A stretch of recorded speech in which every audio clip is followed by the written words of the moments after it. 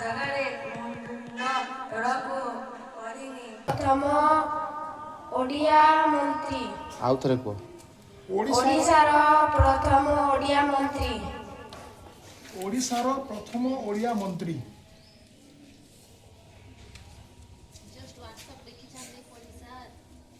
କହ। Very good ମାର ତାଲି। ଓଡ଼ିଶାର ଗଙ୍ଗା ନଦୀ କାହାକୁ କୁହାଯାଏ? ଓଡ଼ିଶାର ଗଙ୍ଗା ନଦୀ। ହଁ ତାଲି ହଉ ପିଲେ।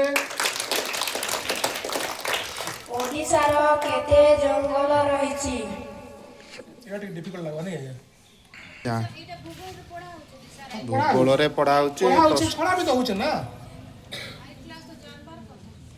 ଓଡ଼ିଶାରେ କେତେ ଜଙ୍ଗଲ ରହିଛି?